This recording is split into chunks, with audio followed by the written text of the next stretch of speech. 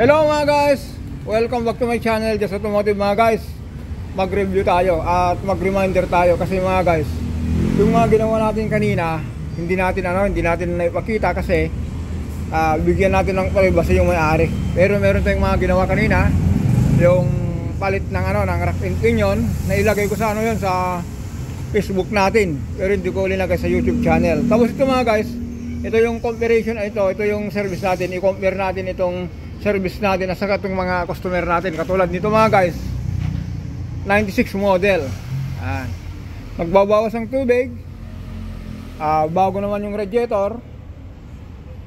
Sana hindi nagsyarong kuneta. Dito na lang tayo sa sukatan ng langis mga guys.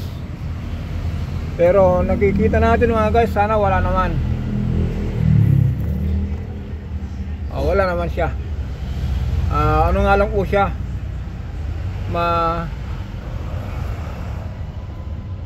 madumi lang yung langis niya.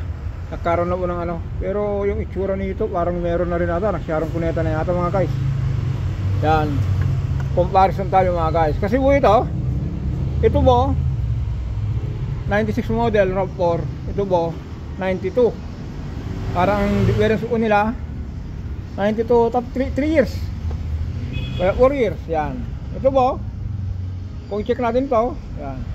Ito po yung disadvantage ng hindi gumagamit ng coolant. Yan po, kalawang. Pwedeng ito mga guys, pwedeng ang problema nito, pwede sa cylinder head, pwedeng may konting tama. Kasi po, nag-check tayo ng mga hose, wala naman tagas, wala naman kulay kalawang. Yan, mga ganyan. Wala naman kasi mga guys, kung may tagas yan, dapat dito kulay kalawang. Yan, dapat ganito yung kulay. Yan. Ngayon mga guys, dahil wala hong tagas, hatulan natin ito ng top overhaul. Dapat mga guys, yung sasakyan natin, kahit ito po 92 model, kung pansinin nyo po, nakakulant pa rin tayo.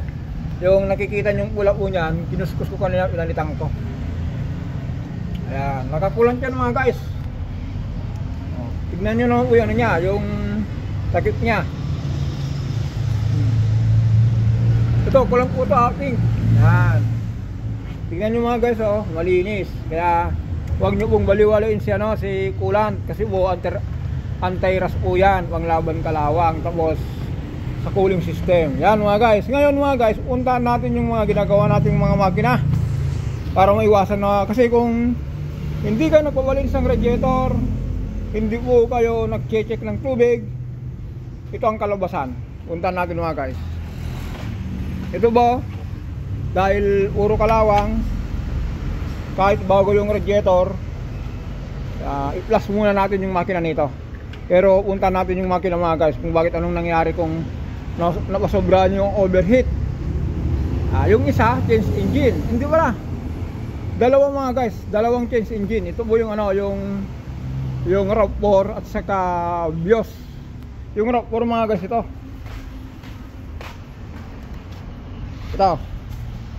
dahil po yan, naulanan po niyan, dadalhin natin sa machine shop kasi andyan na yung pyesa. Ito po yun, change engine po niyan, tumatakbo na po yan. Yan po yung yung ginamit na pang off-road. Makita nyo ito mamaya. Tapos ito po yung yung mga overheat po na pabayaan. Pansinin nyo po ito, kalawang na naman po yan, walang bakas ng coolant. Ito po, ito po Lancer hotdog 4G15. Ang story nito mga guys, palyado yung uno sa kados, ayaw mag-react kasi yung gasket putol. Ayaw ang pansinin nyo po rito, basa. Dito sa 3-4 normal yung sunog niya, pero dito basa kasi po tumatawid yung compression. Yan. Tapos ito mga guys, kung mapansin nyo ito, BIOS change engine po ito.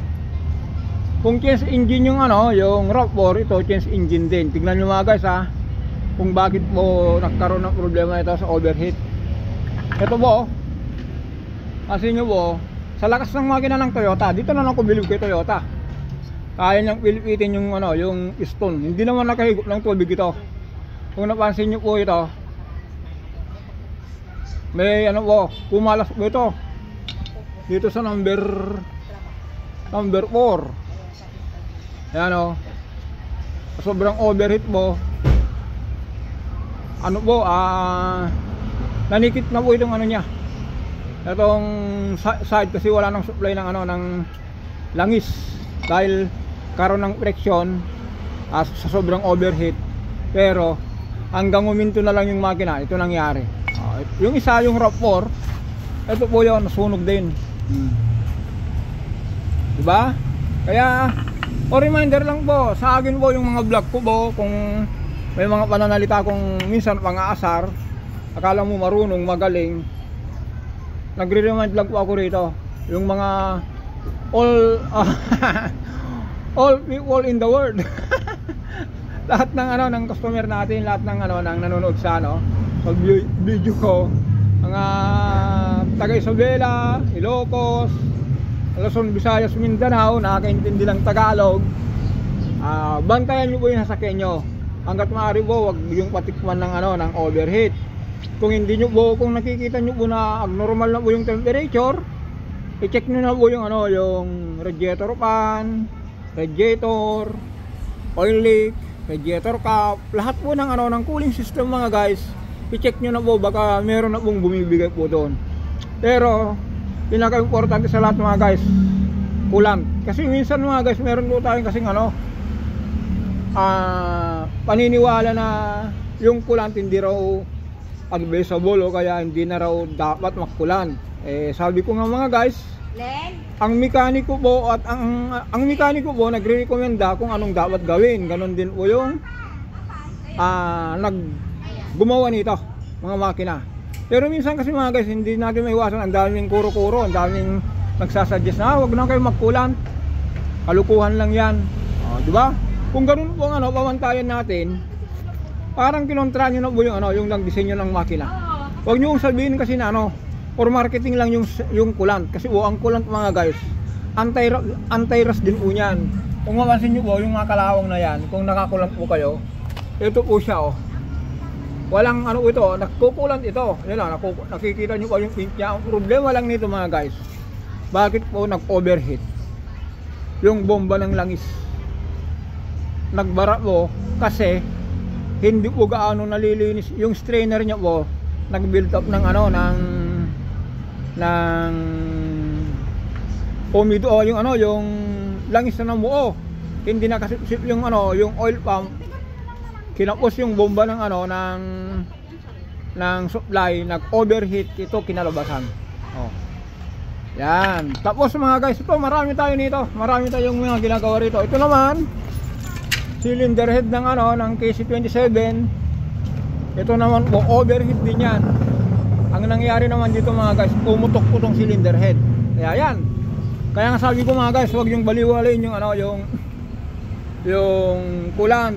Ayan, ulitin natin mga guys. Level ng tubig, yung coolant, mga radiator cap,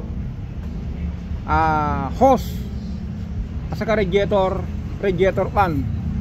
Yun po ang number 1 nyo i-check mga guys kung nakakaramdam na kayo ng ano, ng overheat sa makina. Huwag nyo na pong wantayin ano, na ganito po mangyari. Kung ganito mangyari, nasa inyo na po yan, kung may pera po kayo. Pero kung ano po, kung agawan nyo naman po, may tutulad dito sa ano, sa 92 model natin na Corolla. Ayan, katulad nito na kahit 30 years old na siya, kung bigyan mo ng silinyador, may ibubuga pa. Ay ganun lang mga guys. Pero kung pinabayaan nyo yung sasakyan nyo po, wala po, sakit lang ng ulo. Wag sabihin nyo po, ganun na talaga kasi tumanda na. Pero hindi mga guys. Kung i-compare natin itong sasakyan natin, dahil 30 years old na, number 1 mga guys, i-check nyo yung tubig, i-check nyo itong mga hose, radiator. Kung pansinin nyo mga guys, yung radiator natin, hindi ko na palitan, stock pa ito. Ito ba yung ano niya, yung stock niya. Pero itong 92 model ito mga guys ha, 92 model. Pero ito po 96 model, napalitan na. Pero meron pa rin problema. Okay mga guys, hanggang dito lang po tayo. Reminder, sa cooling system, huwag niyong pabayaan coolant, radiator hose, radiator cap, at saka radiator. Bye bye, hanggang dito lang po tayo. Don't forget to subscribe, like and share. Maraming salamat.